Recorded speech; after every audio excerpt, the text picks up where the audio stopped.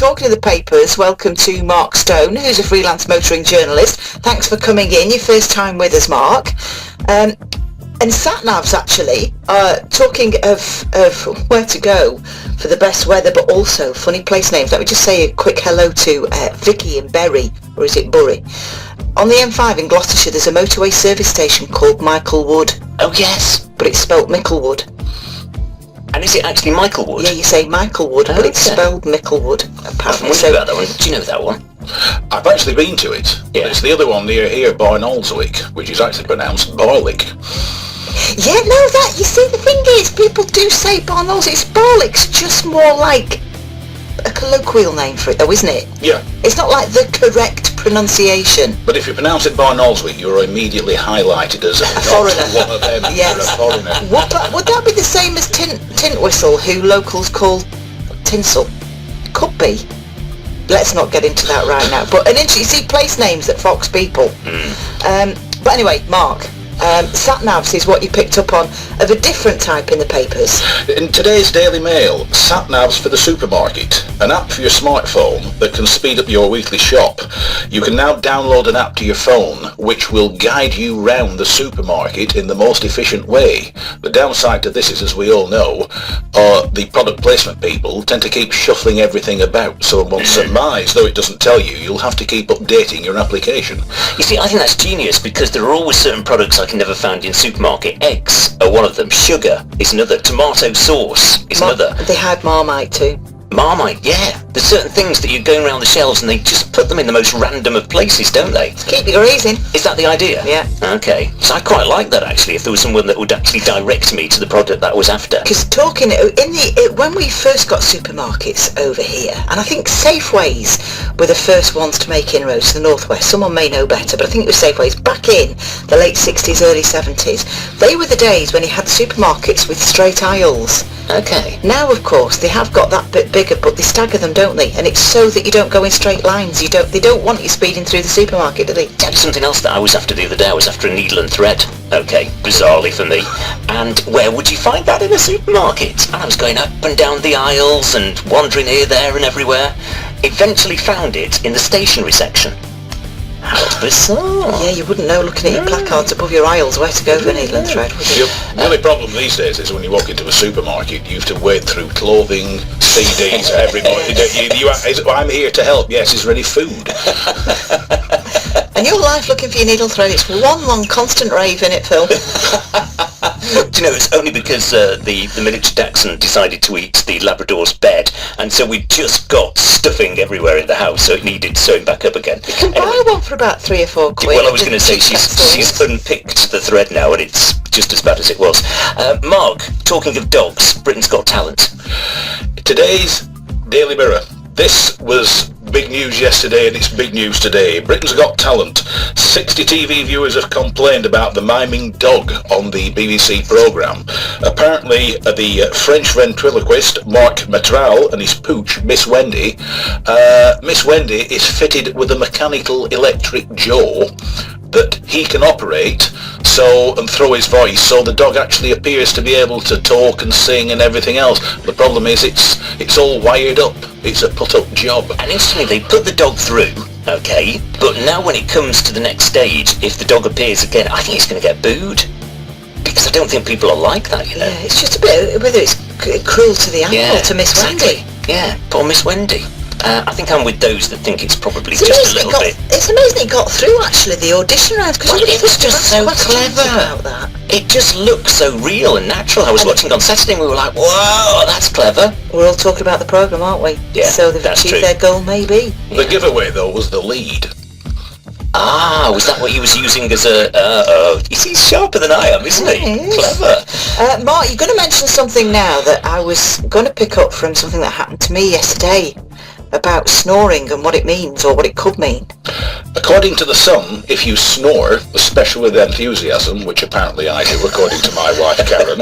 In tune or out of tune? I don't know, to be quite... I mean, she says it keeps her awake. It doesn't keep me awake. Has she never recorded you?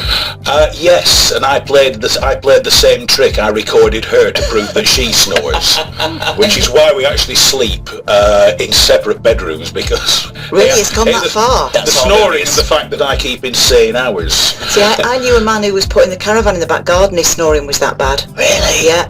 Do you know, I was in a travel lodge once. I had to move rooms because the person next to me in the next room was snoring so loudly. The last flight we took, there was a man on the next row of seats, and they had to wake him up because people were complaining because he was snoring so loudly. Okay. However, it has implications. It has implications. Being a heavy snorer can speed up mental decline by 13 years, a study warns. Scientists have also found bad sleepers suffer from Alzheimer's 5 years younger than those who get a good night's kip. It's just one of those things. I think we all snore as we age. It's a lose-lose situation, isn't it, for snorers? But according to this, at 13 years earlier than most normal people, make the most of my appearance here, because I probably won't be able to remember how to get back after today. All right, Mark, thanks so much. More from him a little bit later. Now, Ron Stone, who is in this morning looking through them for us, just mentioning the snoring story that he did. Mark Stone, what have we just called you, Mark? Alan. We've just done the dementia story. Do you know, I wouldn't be surprised if you're a snorer. Well, that's what I'm telling you about. I was in the steam room yesterday, and fortunately, falling asleep in the steam room, you can't see me dribble, because I am guilty of a dribble or two. Falls asleep in a steam room? It's fantastic. What do you lie down? I lie down. In other people's sweats? Absolutely. Out cold in a second, but then I woke up and there were people in with me, and I woke up with a dry clacker, which can only mean one thing. I know I do more than snore now, which is something I never did until the last 18 months. And I have started snoring, but I do more than that. I kind of go, and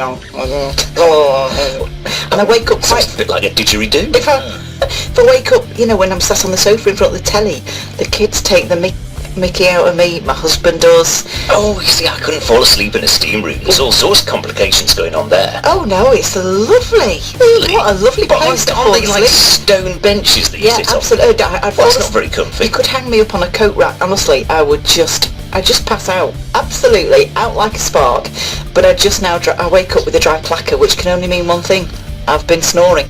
And therefore I get dementia 13 years earlier. What she hasn't told you was it wasn't a steam room. She woke up and she'd left the kettle boiling. BBC Radio Manchester Travel Update. Right, papers in a couple of moments' time. First, the latest on the roads. Here's Dave. Thanks. Watch out for delays if you're heading through Astley. We've got delays on the East Lancs Road with the ongoing roadworks had to put in the new bus lane. The bus priority scheme works continue through there. So it's quite busy this morning. Thanks for your calls on this. Queen's Arms traffic lights through to the junction with Walkden Road. Watch out for delays there if you're heading outbound.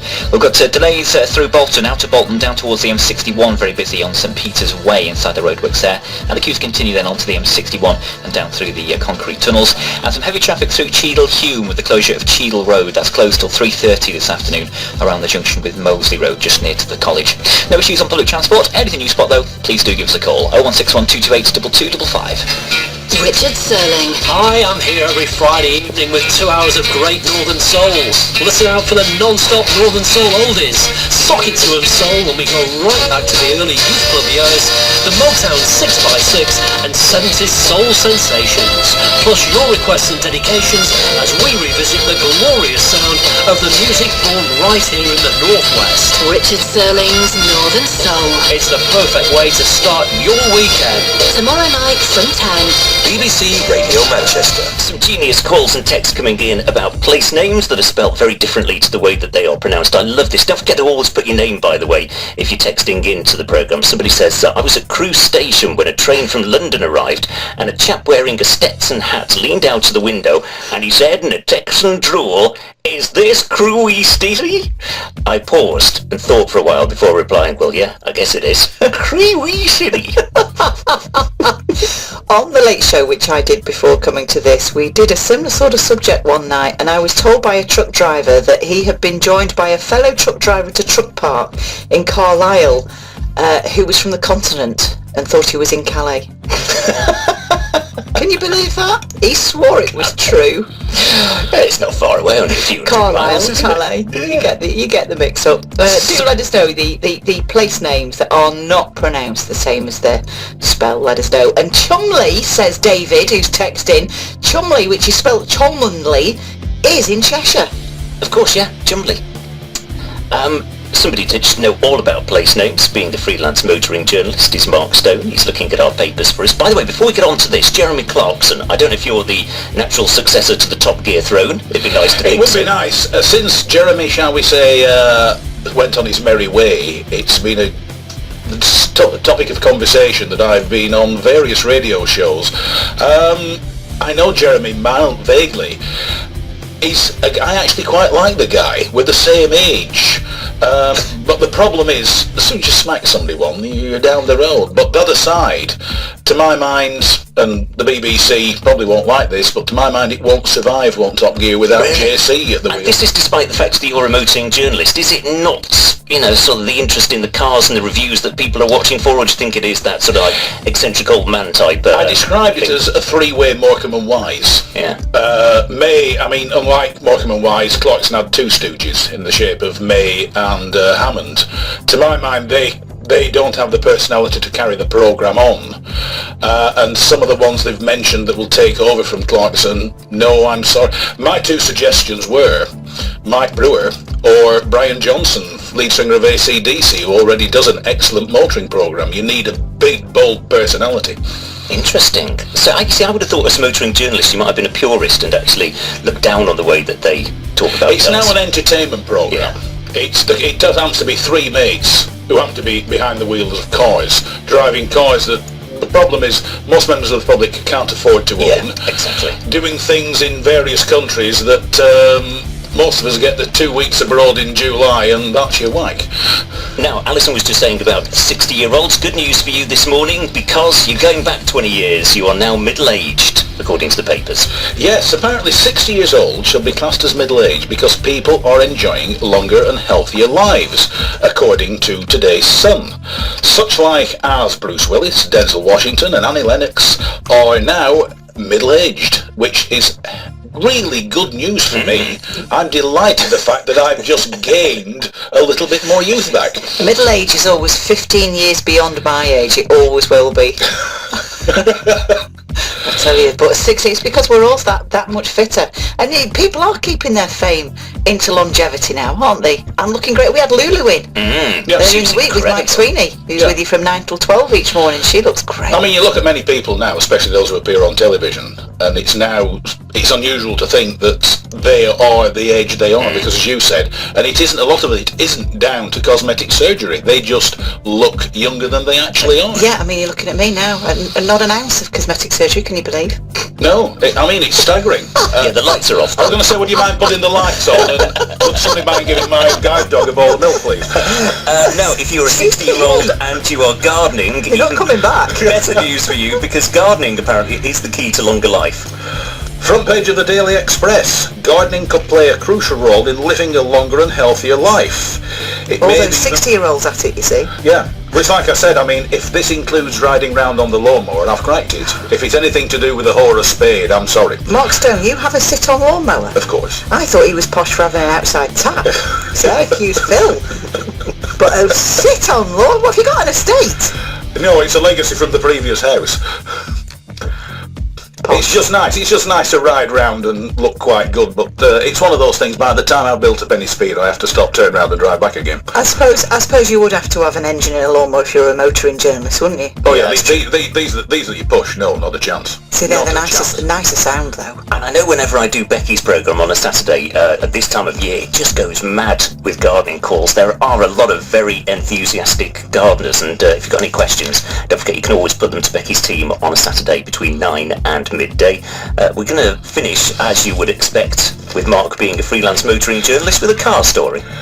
According to today's Manchester Evening News, drivers who'd stopped for petrol at a supermarket in Ashton were somewhat surprised to discover a police car bound across the forecourt and slam into one of the pillars. When the police were asked as to what the incident was that the car and its drivers were attending, they said nothing unusual was happening and things were exactly as normal, which means it's somewhat alarming if you see a police car around the Ashton part of the world. Wow, smashed into a petrol station.